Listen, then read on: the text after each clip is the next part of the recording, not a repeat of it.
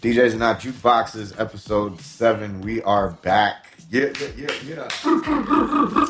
We'll go around the room real quick, introduce the crew. My name is Send.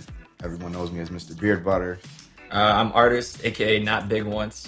Hey, that was pretty good actually this time. And we'll introduce the team first before getting to our DJ guest True, tonight. also Not Big Once.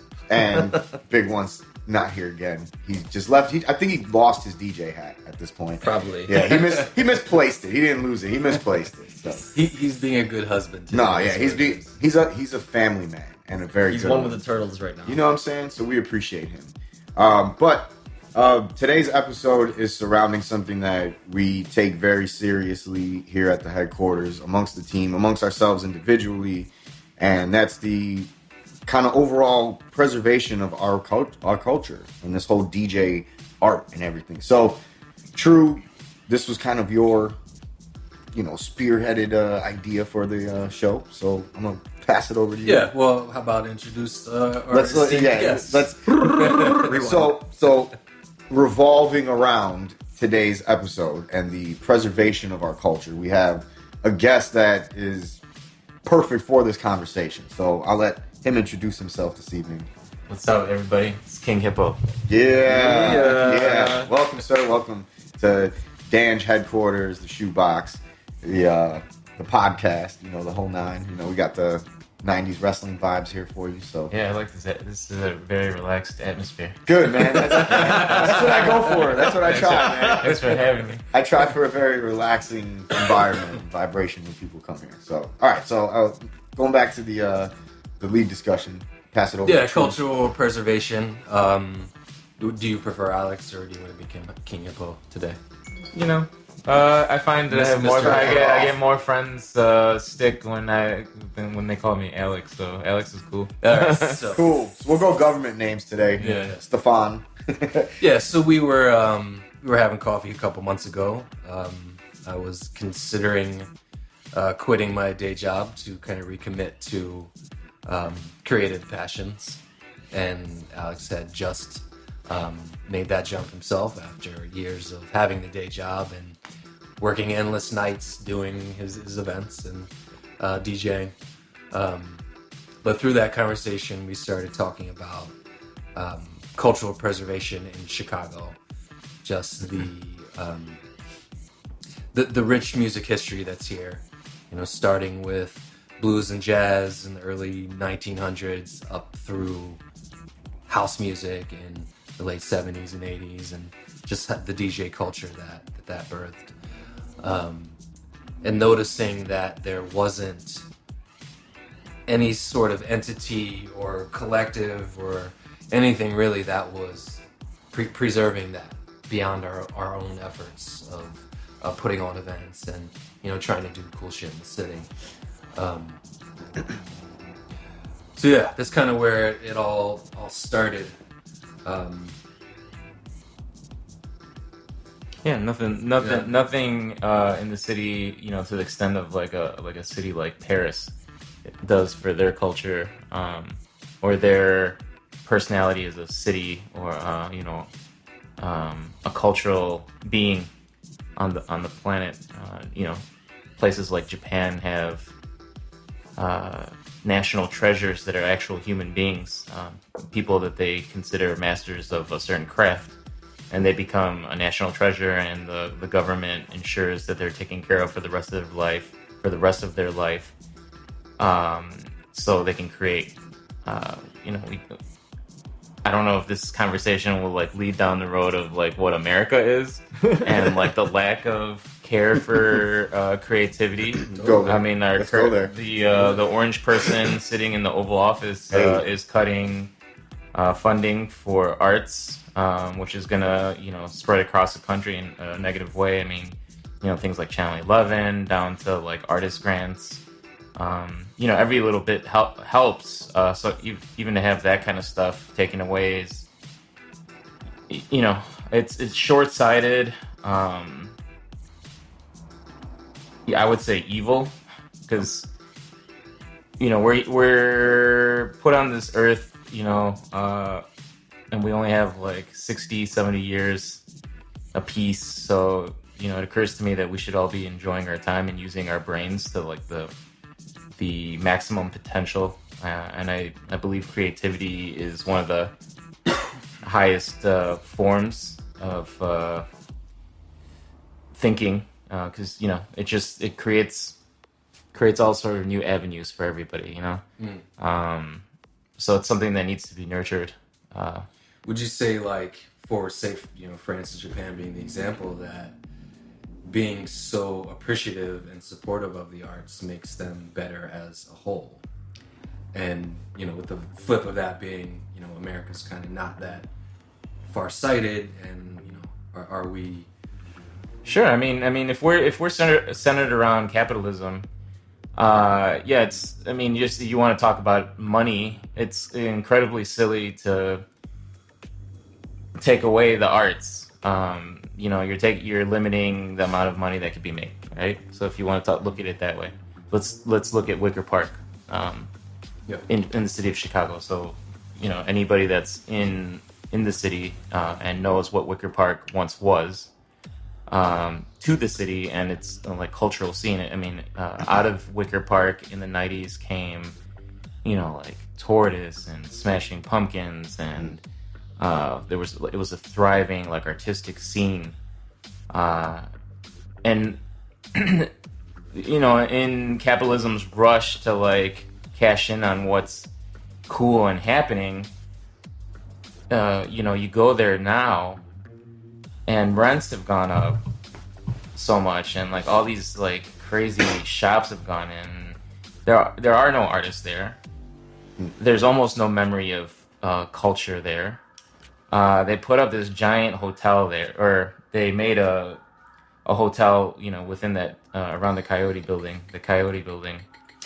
What I imagined the idea was, let's put a hotel in the middle of like the coolest neighborhood in Chicago. But the thing is, all these people are coming to stay there, will leave their hotel to come take a look around and be shocked to see that everything in Wicker Park is something that they can find in their own strip mall or shopping mall, wherever they come from. Yeah, there is no national chains and franchises. It literally became a mall. Yeah, there's nothing there anymore, and there's nothing that made Wicker Park special is there anymore. So I wonder if like people visiting Chicago and visiting Wicker Park because it's the coolest neighborhood wonder what the hell makes it the coolest neighborhood. So, I mean, you just think about it that way in terms of capitalism. So, I mean, it's dried up.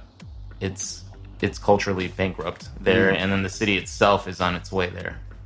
And that's to me a criminal as much as it is stupid, because like you stated earlier, our city is rich with tradition, is a presence in the world. People know the city for so many different genres of music and periods of music, that we should be very proud of it. We shouldn't be, the city of big shoulders. We should be proud that we're in Chicago and we've had such a history, and we are, that kind of a city that's, it is world class in terms of music and culture. So sure. we need to consider what's happening, and we need to take steps to make sure that it continues. So, I mean, this is obviously a bigger discussion, but if gentrification was the problem, using Wicker Park as the example, like, what's the solution? Like, what can we do? Because at that point, it's a machine that's kind of out of our control that's dictating these decisions. Like, what actions can actually be taken? Well, I mean, that should definitely be a community conversation. I think, again, if we're gonna keep like zooming out to like bigger problems, we need to be more concerned about our actual physical relationships and our country as a whole. And then zooming back in, we need to invest in creativity, because it not only helps us figure problems out, but it also like helps paint like these wonderful futures that haven't come to be yet. If you look at the presidency as a result of the lack of creativity, then you could see like a very real problem in front of us. We're gonna keep thinking that we can't do anything about anything when the truth is, if we use our creativity, we can get ourselves out of just about any mess. So, I mean, aside from like teaching a kid that anything's possible, there's also art to be given to the world. So it needs to be a community discussion. We need to be aware that we live in a city that's rich in history in terms of music and art, and we just need to start figuring out ways together how to preserve it, how to cultivate it, and how to ensure that our legacy continues on. We live in a city that's known for experimentation because we don't have major press here. We don't have industry here that kind of makes things go a certain way. We're here stuck in long, cold winters. People are indoors creating, and then when they come out in the summertime, everybody gets to see what was happening during the cold months. It's really a strange recipe for creativity, but this is what we endure, and this is how it's happened. So together, hopefully we could figure out different ways. For sure, man. So I guess that's a good segue to what you've been doing, just your own efforts towards building that community. The fresh roasted beat battles, comes to mind. Everything you're doing with International Anthem, pushing that more eclectic sound, bringing back jazz to the city. I think we were talking about that. Like, there's really no places to experience jazz in the city, at least not like there used to be. And Right. You would expect more from a city that is known for having such a rich jazz history. Right. Yeah, we have a lot of players in town, and there's no shortage of gigs. It's just it's like more straight ahead sort of things. But when you think of like what Isotope 218 was to Tortoise, or I guess that's not a fair comparison, but like Isotope 218 was just like this freaky jazz rock beat sort of music, and no one really appreciated that in the way that people are appreciating how jazz is kind of merging everything that came before it and using that as a diving board back into the genre itself. So all the cats that are coming out of London, cats even in Melbourne and here in Chicago, are doing like this people are calling new jazz, like a new school of jazz. So it's great to be part of that international discussion in terms of what's happening with jazz. And when I travel around, it's cool that people like know Chicago as a city for beat makers. That actually I never really realized until people started coming to Chicago and were like, "Hey, where's Raj Mahal at?" Or what's up with this? What's up with push beats and all this stuff? I'm like, wow. I'm like, that's cool. I'm like, I didn't think anybody like was paying attention to that aspect of Chicago. So there's, we have a lot of stuff going on. That's awesome. That's dope. Because I feel like they're underappreciated in the city, but to know that they're appreciated outside the city is good. It seems like that's kind of that's the norm. I feel like I don't know. Maybe it's just me just being disgruntled at the music scene, but it does seem like people from outside appreciate more than the people that are here. Yeah, sure. Yep. For whatever reason. Maybe it's because it's just there, and you're like, oh, it's always going to be there. But is it? It's like the footwork scene. Like it's bigger in London and Japan than in Chicago. Huge out there. Yeah. Huge. You mentioned something earlier. I'm gonna botch the verbatim of it, but it was something along the lines of like, people moving here because it's cool, but not understanding what actually made it cool. Okay, so I want to talk artist perspective. Okay, so what can artists do? Well, you know, we all kind of have our versions of what we can do to keep preserving the culture. You know, we're having this conversation. We're all here. We're all kind of in that same circle. Not even necessarily cats coming up, but, you know, just as a whole, to those that really want to rep Chicago as artists. In your opinion, you know what I mean? Because I'm still processing all the gems you just dropped, like, for that last 5 minutes. That was the shit, by the way. So very articulate, very to the point, and just you know, it's very solid. So I really want to hear that side of it. Well, for artists, it's just you got to keep making your craft, keep working on your craft, keep doing whatever it is that you want to do. That's the beautiful thing about working in Chicago, is that we don't have the pressures, you know, of media or,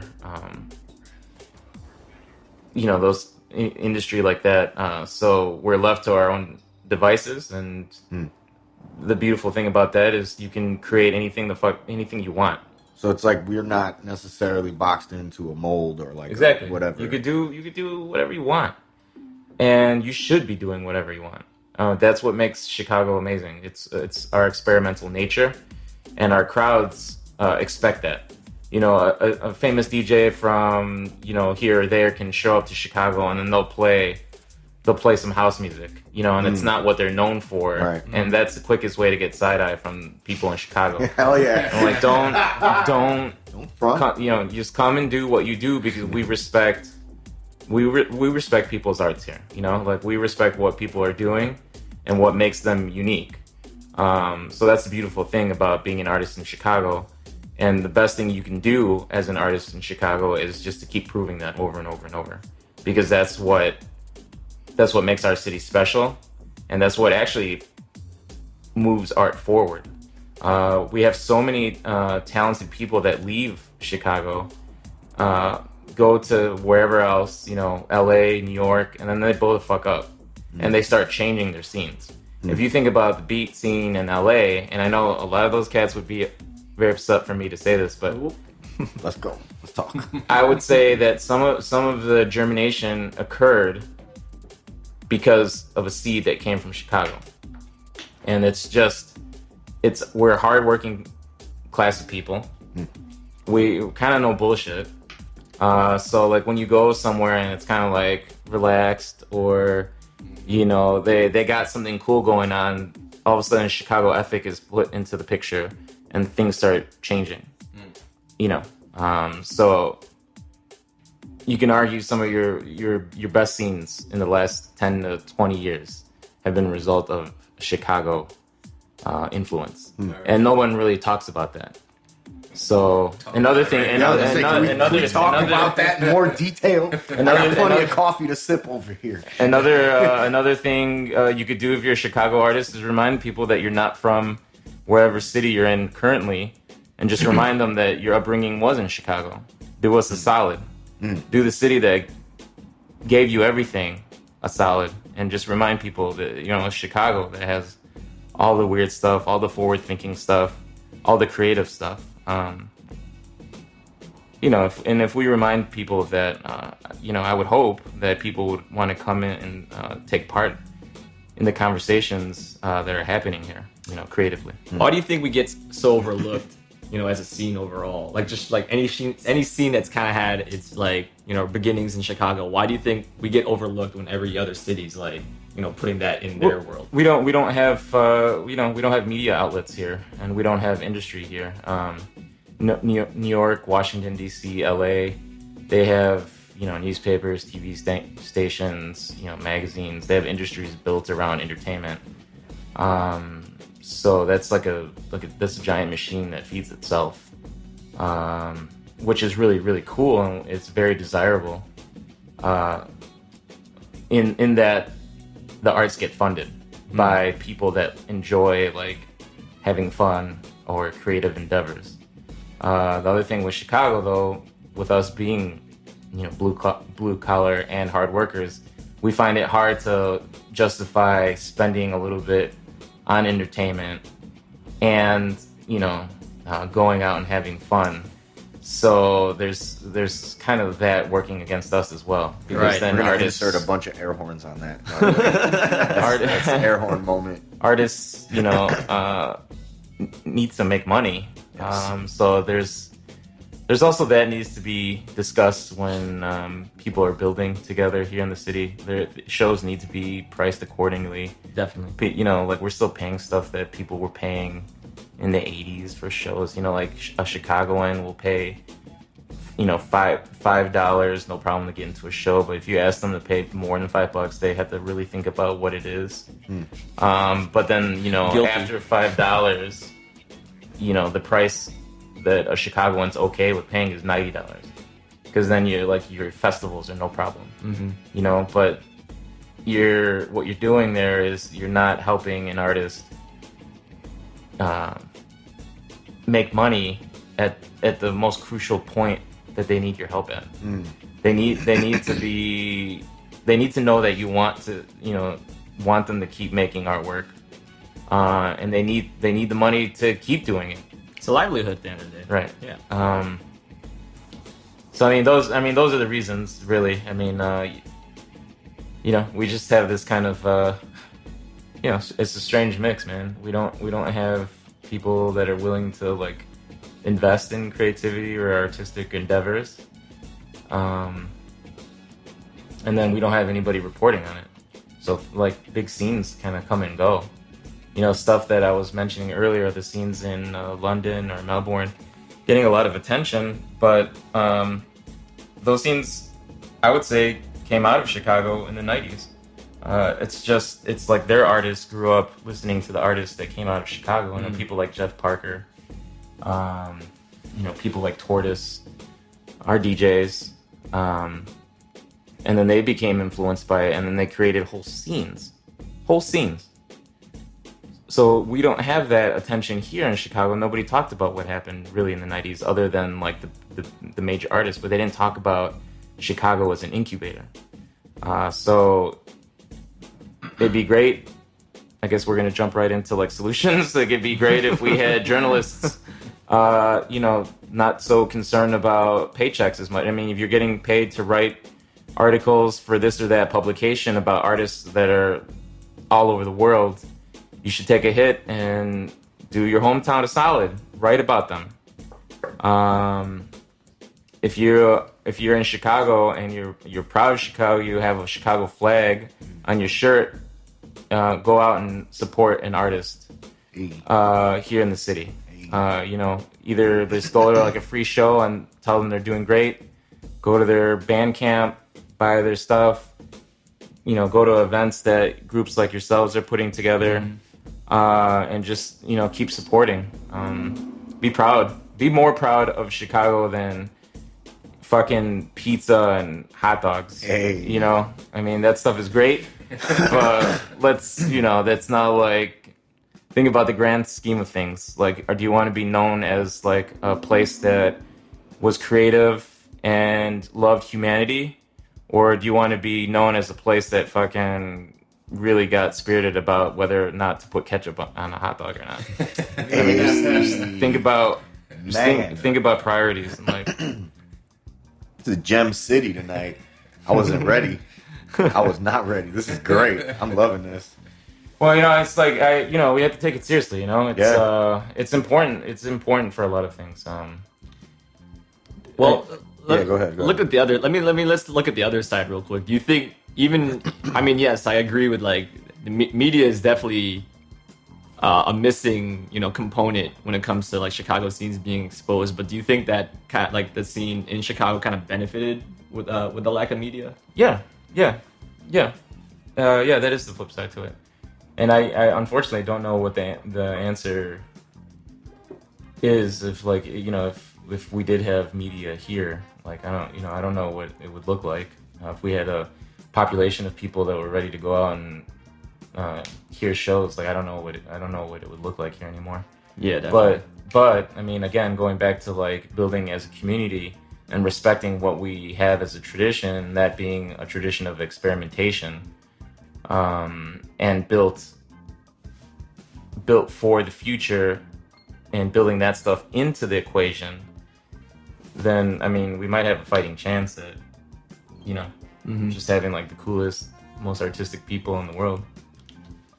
You know, it's crazy. Like, you know, I'm sure this is true for any of us that have traveled, but it's like we almost get this automatic love when we go out, you know, and it's like, and we come back so charged and like, yo, how can we do this? How can we do that? And I was talking to True last night. I mentioned that we're like not identified, like we don't have an identity or like a sound, but like something that you've been saying all night is like we're experimental, and like it makes sense to me that that's our sound, you know, and like that's dope. Like I appreciate that perspective of it, because last night I'm sitting there drinking beers with him because he just got back from, you know, Cali, and it's like I'm like, yeah, like, you know, I'm listening to a new Nipsey Hussle record, and it's like it's hella West Coast. Like you hear it and it's just like, this is fucking West Coast to the T. What's our sound outside of like, you know, a Chance or a Twista and like that? But that's what it is. It's the way, you know, neighborhoods have so many different styles of food. It's the same example almost. Like we have such a different, you know, palette for art out here that we have a huge display of it. So no, that's dope. I appreciate that perspective, man. Because like I said, I was kind of sour about that last night. So I feel better. But I feel much better about it now. You know. Well, True mentioned earlier that it's probably like that all over the place, and I know from conversations with people in different cities, it is like that. You don't get the sort of love that you get outside of your own town, in your own town. I know JD. You know, his birthday was recently, and some video was posted. It was Lefto that posted it.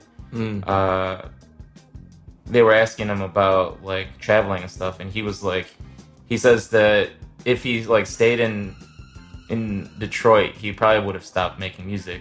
But once he started traveling around and feeling all the love that he was getting, he would come home charged, and that would, you know, just reassure him that he's on the right path, and he would just keep working.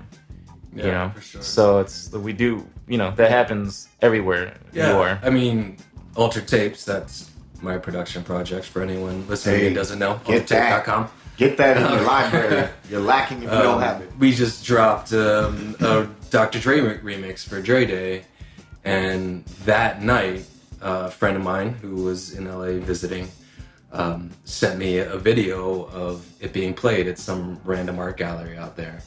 You know, so it's like you never know. I don't know who's playing in Chicago, but you know that love's out there. Well, how about the little quick flex of Lord Finesse playing your shit too at the NAM after party? That was alright. That was pretty dope too. You know? He's not gonna say it. He was like, "That's me." He's like, "Oh shit!" That mid combo. He's like, "Wait a minute, that's Altered Tapes." I'll be right back. But it was charging. I remember that night. I was like so wiped out. And as soon as I heard it, it was just like energy flow and you know, inspired to come back and do more. So yeah, but I don't know. Like, I guess it's all like hypothesizing at this point. But why is that the case? Like, why is it so hard to get love on the local level? Unless like you start blowing up, like, you know, there's tons of MCs out there, but as soon as Chance started to get a little big, then that's when everybody was like, Chance. Well, yeah, I mean, it's just the issue of comfort, I imagine. Nobody wants to be like, oh, I like this, not be able to really tell you why they like that, and just kind of really put your own soul out there for everybody to examine when you tell them that you like something. You can't really tell them why you like it, but you just like it. It's much easier to be like, oh, at the water cooler the next morning talking about the very same show, like I don't know how many millions of people saw. That's safety in numbers. That's about comfort. Sure. So there's a certain measure of comfort, you know. Well, it definitely seems like crowds are hard won here. Like, they're not going to clap for you unless you've like proved yourself. Like, it's not enough to just be out there bearing your soul as an artist. Like, you then have to earn the respect of the audience in order for them to support. And that's a weird wall because, you know, we've all DJ'd everywhere, and that's pretty unique to Chicago. The amount of, I guess, letting go that it takes for people to just dance to music that they don't know. You know, and like I think one of the nights you booked me a Whistler, that Fresh Roasted, when I was playing all this weird soul jazz shit, and it turned into this livest dance party I've ever seen. Like, yeah, it's just it's just, you know, it goes back to us talking about just cultivating culture and having a population that respects art. I just recently was in London and was absolutely floored by the entire experience. I mean, first from everybody dancing at every fucking party I went to. I mean, just like crowds were getting down, and it was so beautiful. Like even to like the most like, I went to a crazy. I went to art ensemble at Cafe Otto. It's a small little, kind of looks like Lula Cafe, but it has like a area for performance. Art ensemble of Chicago. Of Chicago, yeah. And people were like super into that. I mean, like super tuned in, aware, and like totally plugged in. We did a show at Total Refreshment Center with Here and Now, and just to feel like people that were like really focused in on the music and really like getting it and like loving it, moving to it, reacting to it in a way that I'd never seen here in Chicago. Just kind of signals to me that it is a matter of people understanding and appreciating art, which goes back to, you know, education, which goes back to community and just building for it. We do have a tough crowd, but we're a tough people. So yeah, I mean this is something that we should all talk about and try to figure out what's the best way and the most mindful way of, you know, creating a city that is great for the arts. And I feel like that's something that you are extraordinarily good at. And I don't know if it's just the passion you have for the music that comes across and people latch onto that, but, you know, with the Fresh Roasteds and the jazz events that you guys have posted with International Anthem at various venues, the people that are there seem to be there for a very specific reason. And then the people that you can tell just wandered in, they tend to pick up on it pretty quickly what's happening. Yeah. Safety in numbers again. Yeah. So like if someone, you know, back in the Rodin days, like, you know, that place was a safe haven for your weirdos and your freaks. Rodin, man. Man, God. And when your like casual douchebag walked in, one of two things happened. They either like turned around and got the hell out, or they sat down and tried to experience it. Because I mean, it was obvious there was a room full of people enjoying what it was that was happening. Right. So sometimes people sat down and got into it and learned new stuff. So it's like, how do we keep that going? Like, how do we do that more frequently, nationwide? But since we're talking about Chicago, how do we do that in Chicago? Going back to my visit to London, everybody we did the show with, we did a couple days showcasing their young and new talent and showcasing our talent. We did a show called London, Chicago, and we just wanted to combine the two kind of potent energies that are occurring right now. And everybody that we worked with from London seemed to come from the same music program. We learned that they have this great program with like very serious.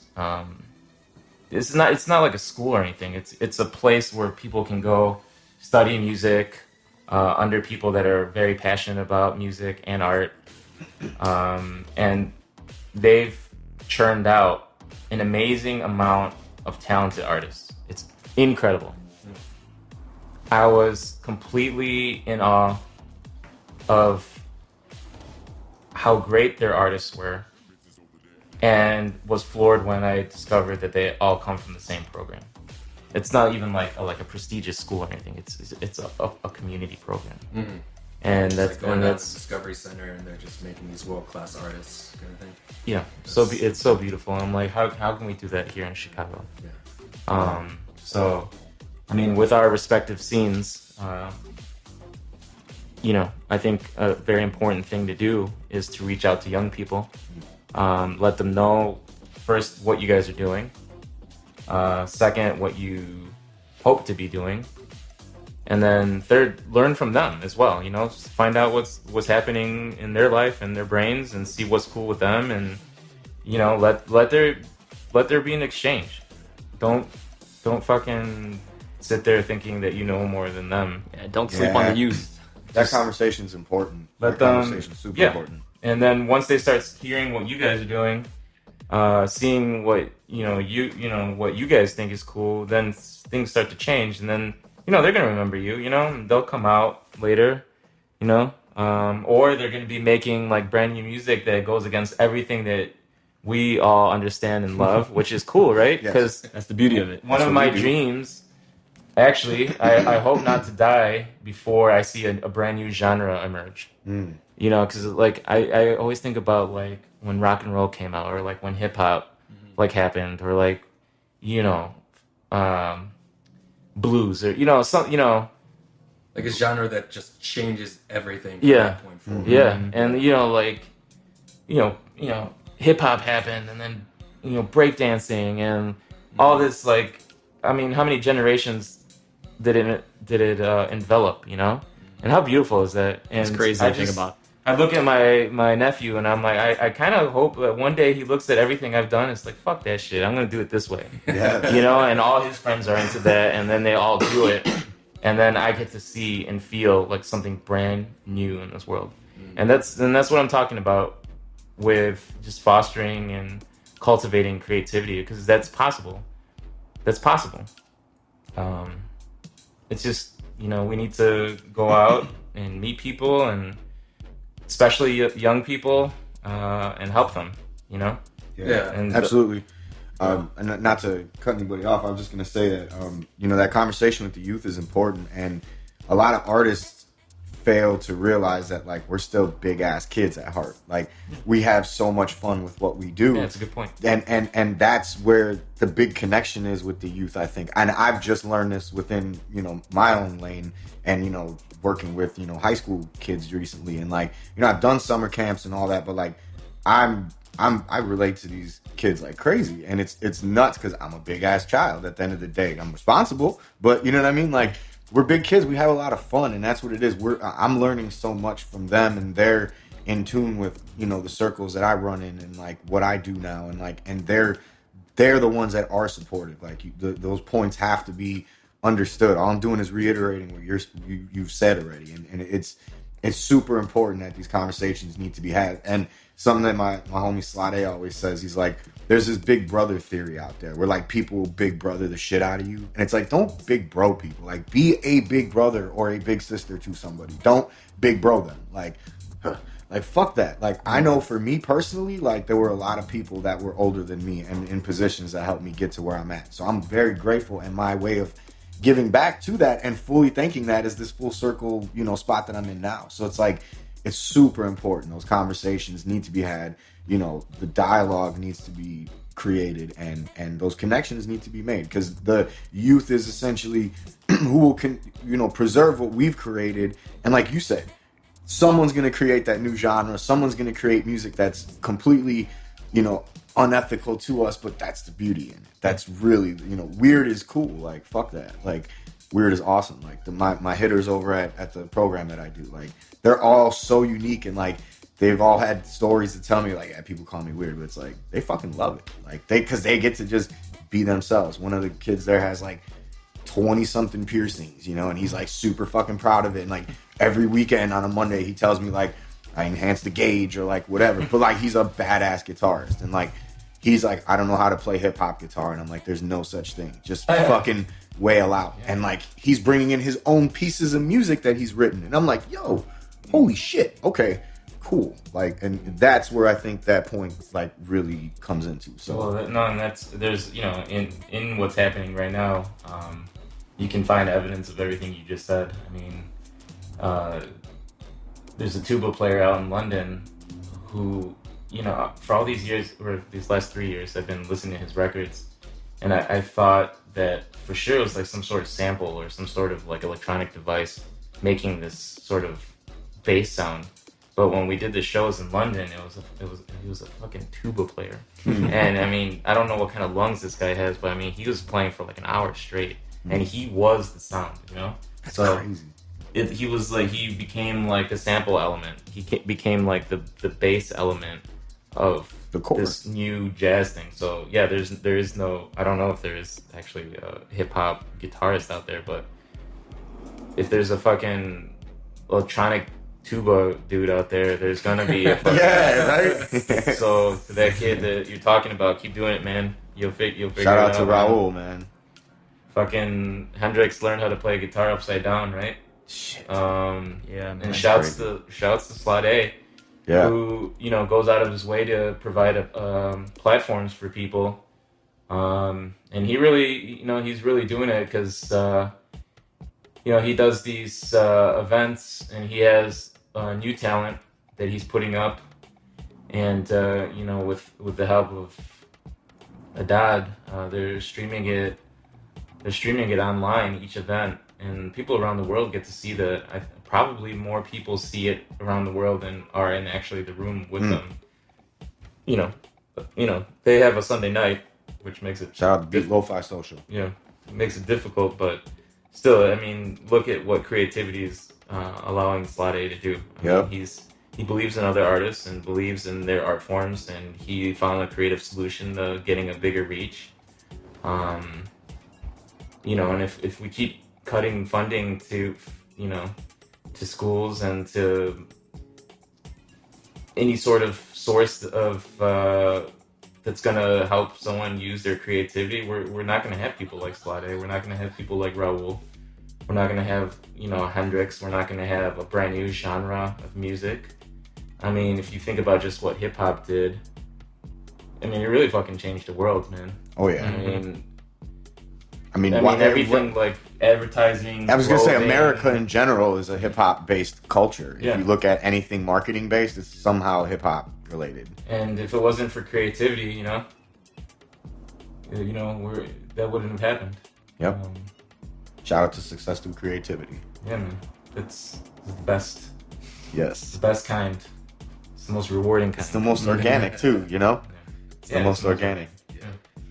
I think one of the big things for me personally, well, I guess I'll just preface it with this, like, you know, when I was DJing, when I started DJing, I was kind of trying to like find my voice, like what was I like really into, and I was always into like scratching and, you know, beat juggling, turntablism in general. So it didn't really hit me until like maybe like 2014 when I started battling, and how I realized it's such a proponent, you know, a huge proponent to turntablism, like, and the whole hip hop culture of like, you know, the battle scene, like, you know, b-boy battles and, you know, DJ battles, what have you. But yeah, I mean, specifically the DJing battle side, like, it kind of like fell on the wayside, you know, like in the mid to late 2000s, and, you know, 2014 came along, and that's when I started battling. And I won a battle, you know, that kind of led me to bring a battle to Chicago. And I kind of want to, like, you know, help revive that scene a little bit.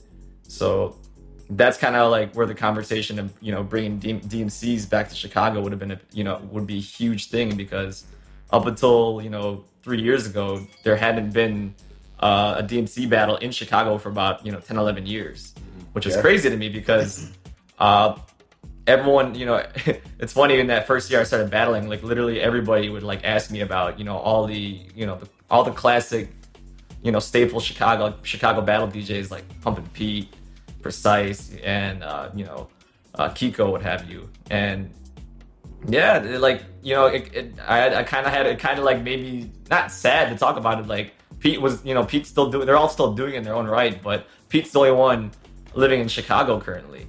And he's also one of the few dudes that was still kind of like, you know, true to that style. Very. And very. Any set you hear him play now, you're gonna catch him doing something. And it's very rare to find, you know, a turntablist based DJs, especially in recent years. So Yeah. like there's only like a handful of us in the city. So bringing DMCs here was huge because it kind of exposed that that world to people again.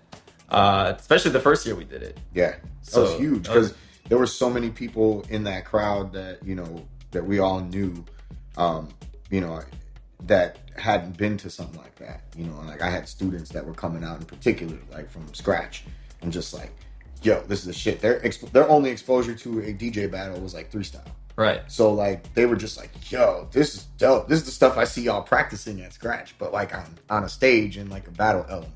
And this is like really nerdy. Like, this is really cool. So like the next day, everybody's like on YouTube searching shit. So it was like, it was cool. It felt good, that like it was, there was nothing vanity about it for us. Definitely. Like, we were all like, oh shit, we got this bid, like to bring it. Like, yeah. How can we do it? Like, yeah, I think it was, it was an honor to be even asked to produce it. Yeah, huge. That was through Main Rock, homie out in Colorado that brought us to Christie. So I feel that's how I relate to it. It's like from through Ground Lift and putting on events. Like Alex and I have done some stuff. I've done stuff with you, Sen. Like I remember booking Eric way back when he just came out of college, fresh out of the womb. Young RTST. AKA Rice the Sound Transmitter back in the day, which never never fit on flyers. Hey, you know what? No lie, I still have that as your name in my phone. That's fair. That's I got fair. you You're as one of Rice. the few heads. You're one of the few heads. Yeah, I mean, I may have met Hippo when I was on the way out of Rice. So I remember everybody calling you Rice. Yeah. But just through all that, like these were all cool events, but for some reason this was like the most. I'm more proud of this than anything else because what it meant to me personally as a DJ in like the late 90s and the inspiration it gave me to even come here and to start DJing, and now to be on the other side of that and being able to bring that to the old heads that knew it, and then this younger generation like your students and whatnot, that get to experience it, and being able to give them an event that we feel is on par with, or an experience that's on par with how we experienced it and what really charged us when we were seeing honestly Crazy Killer in the 90s. I'm gonna toot our own horns here, but best DMC's ever been to here in Chicago the last few years. That's I think I'm definitely just as proud as you guys, because that like this is someone who's kind of like nerded out in his bedroom for his first few years learning, and the only exposure I had to battling was just via footage. And it was also kind of a culture that kind of like borderline flatline as I, was really, coming up. And, to actually be at a battle in Chicago, that's a crazy feeling. I mean, I don't think I can, recreate a feeling similar to that. No. Besides throwing another DMC. So. Yeah. Right. Man, I'd even venture to say that what you've done in your own right as a turntablist has really nurtured the tabletist community here. The reason we have scratch battles and scratch sessions and these scratch meetups or anything scratch related is because of you right now. Really, I mean, when you think about it, guys, let's again, like it's a humble brag, but it's a real brag. Like it's a. The stuff that's happening. It all stems just from a general, like, I don't know, like seeing other people throwing battles. And I got to big up Antrix at Battle Lab because he's kind of like an inspiration for me. He's just he was a DJ. He still is a DJ, obviously, but like he started throwing battles in the early 2000s and then kind of stopped and then kind of realized, we can make this a thing again. And he kind of like got the ball rolling on like throwing like his own battles in like all over the country. So shout out to Antrix because he's the one who kind of pushed me to do it for Chicago. And the first battle I threw here was Battle Labs Cut the Cut. I held that at a Beat Swap meet. Yeah. That was back in 2014. So I think that kind of got the ball rolling. Then like that kind of got the ball rolling for turntablism in Chicago. and seeing like all the DJs that came out to that event, like there were DJs that I didn't even expect to be there, like radio DJs like Flipside and Metro, and brought out like a bunch of like heads out. Like Top Speed from Indianapolis was there randomly. Yep. And all the other heads that have come you out might have been there. Were you, like if that was a Beat Swap meet, you might have been there. Yeah, I didn't miss those.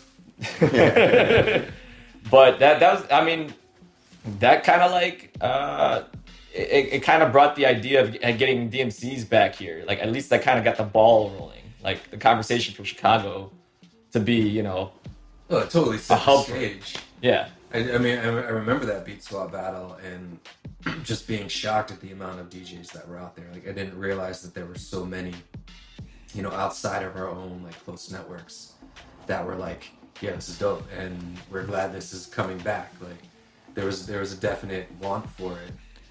And I think I mean, in, like, this was kind of touched on earlier, but, like, exposing it to, this generation. Mm-hmm. Like, some of them have never even seen DJing like that before. Some of them, don't even know turntables exist. Yep. And to see them, see a dude cutting or like beat juggling, whatever, they're like, damn, that's cool. Like they have a similar like reaction to how, when I first heard a Qbert mixtape, how are they doing that? Right. What are they doing? So I agree. And I think that's kind of like my means of preserving turntablism, at least in Chicago. I mean, maybe not just in Chicago, maybe all of just worldwide, because, it's funny. I mean, certain cities are better than others, but it's still very much, it's kind of a small scene in comparison to the rest of music. Yeah. So, or the rest of the DJing world at that. So kind of like preserving, like, and I think that's the cool part about turntablism. Like every little innovation that like every DJ's came up with, they're still doing that today. And like the fact that you could, teach those exact methods over and let them create new things with it. I think that's kind of like, they might not, like, certain DJs might not get the same due by like, if like they may have not won titles, or, they might not get the same attention as other DJs, but their work is preserved. Right. Right. Through teaching, or, it becomes a standard or whatever it is, like a standard practice. Juggle or intro, then juggle, like, turntablism becomes, that's the art of DJing. Yep. And that's like the beauty of it for me, is just kind of like, I think that's my overall goal, besides just, doing dope shit. It's just, like giving back to the community and cultivating it. So, yeah. And I think, like for us from a music standpoint, DMC is super important for that. The end of that night, for Chris Carnes to come up to us and tell us like, yo, this whole production of this show felt like a final, like a national final. And it was just a Midwest, qualifier battle at the time, and then the next year and now we are a national battle, national final. Now we're doing supremacy for our second year in a row, thanks.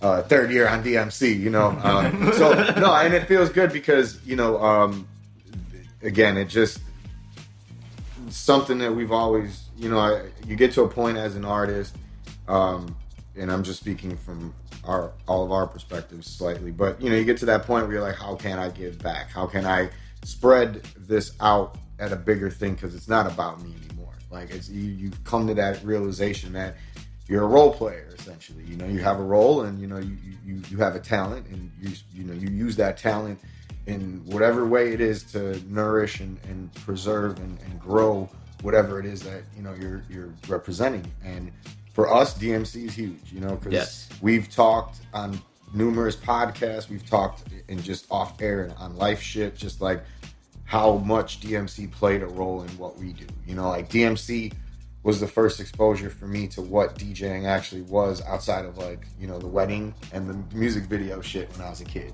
So it's like, and house parties and listening to house DJs all the time, just blending. So like seeing that changed my whole shit. So it's like now to be able to be a representative of that is like, it's amazing. So it's a very proud moment. Yeah, there's actually one dude I need to big up. Like he's kind of like the probably the seed that was planted to get DMCs here, and that's actually Ambidextrix. Hey. He was probably the only one battling during the dark period of Chicago turntablism. So when I met him through Cuts on Cuts back in the day. Shout out to Cuts on Cuts. Yes, man. shout out to that crew all day. And just that whole thing y'all did, like, Man, that shit was awesome. do you really want to go down that rabbit hole? Say that. That was cultural though. That was mad culture. But yeah, like we met through Cuts, and maybe a year or two, after that, he was like, "Yo, why don't you battle? Like, why aren't you battling?" And he kind of pushed me into it. So the funny enough, the first battle I was in, I battled him, and he ended up winning that whole battle, and that was kind of like, man, that was kind of like one of the first few, like, what if we brought it here to Chicago? So that this conversation probably would never happen had ambidextrous didn't talk me into it. So shout out to them all day. That's dope. But yeah, I mean, I'm excited. March 17th. March 17th, Lincoln Hall, Chicago Regionals, U.S. Supremacy Battles, 2 years running. Do something different for your St. Patty's Day celebrations. Yeah, don't get drunk at 8 in the morning. Yeah, or at least like take a nap and then like calm down and come out to that. Like, it'll be turned up in a different sort of way. Like, you know what I mean? It'll just be like a room full of nerds watching some other nerds on stage getting the fuck down. So Nerds on nerds. For sure. Yes. yeah, no, for sure. And just it was, for me again, like, it was just really dope because I was never a battle DJ, but I always tried to learn the juggle, the scratch, and implement it. So to like be the opening DJ for the DMC is like fucking awesome. It's right in my lane. You know what I mean? So it's like, the production aspect, the everything that we do with it is just, it fits what we do normally and naturally. So shout out to DMC, go there, 17th March. Yes. And shout out to King Hippo for joining sliding us through today. Yeah. All sorts of science and all sorts of gems on us. And I gotta comb my beard after this one, man. That shit was real, man. Where can the people find you? Last shout, whatever you want to bless us with, man. Well, first of all, I want everybody to know I'm holding up the peace sign here for everybody. Straight to the mic. Peace to everybody. Yes. You can find me on Instagram at HippoHQ, and that's pretty much where I post up posters, digital posters now. Yeah. Although I do still print posters because I still have a love for that art form. Yes. Oh, yeah. For sure. Yes. When's the next Fresh Roasted Yes. battle? Fresh Roasted is second Thursdays of every month at the Whistler in Logan Square. Next one is on March 8th. And we're sampling Angel Bat Dawid, who's going to play clarinet live. So she's going to... So you guys are sampling that? We're gonna Yeah, record. we're gonna sample her on the spot. She'll probably play for 5 minutes, and then we'll sample her. I'll give a sample off of a record to kind of go with the clarinet sound, and then the beatmakers will create live on the spot. And that, I was Nerd going to say, on just nerd. so our listeners understand, Fresh Roasted is an event where the whole concept is the people participating in the beat battle are making their beats on the spot live in front of the people in the venue. So Experimentation. super fucking amazing concept, like super dope. Go there, be about it. Improv beat making? Bro, Kind of? talk about that. Yeah, man. It's a little experimental. Super, It's all man. experimental. Super. Just a tad bit. You're keeping with the lineage of Chicago, and it won't do you wrong. So And it doesn't stop. And it just doesn't respect stop. to what you guys are doing as well. I mean, you guys actually you touched on a couple of things.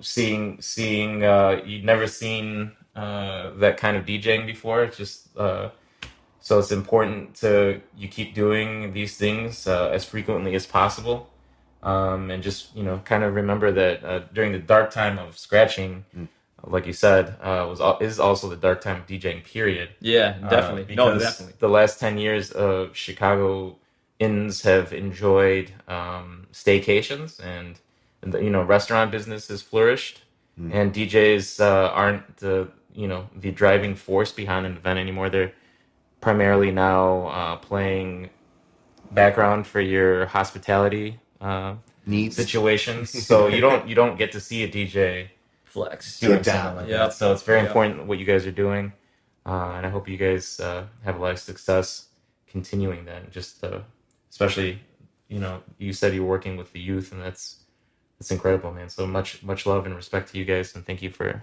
having me. All day. Yo, much respect, man. Once again, man, we appreciate you for coming through, sharing the energy, sharing the space with us, and keep doing what you're doing as well, man. I mean, we're all out here for the same reasons and, achieving similar goals. So it's really dope to have these conversations with, all the people that are involved. You know what I mean? Sure. So, any house notes outside of DMC? Babu interview dropped last week. If you haven't checked it out, Yeah, check out. Hoodies, that's about it. merch, whatever. Merch is still on sale. Everything. Check DJsNotJukeboxes.com. Yes, definitely check out that Babu interview. Hosted by myself. What else? We're doing the pre-DMC meetup at 606 Records on the... That's the 16th, Friday, March 16th. Friday prior. Or the 11th, Sunday. Oh, It's like, meetup. just kidding. That's the meetup. Got you. Then there's a yet to be announced secret event Something. on the Thursday. Maybe. so, By the time the podcast out, it might be out there. Once again, all of our listeners, all of our supporters, everybody that always comes up to us, says hello, and how much they love listening to us. We can't do it without you, so we appreciate y'all to the fullest. And till next time, we are out. peace. Yeah.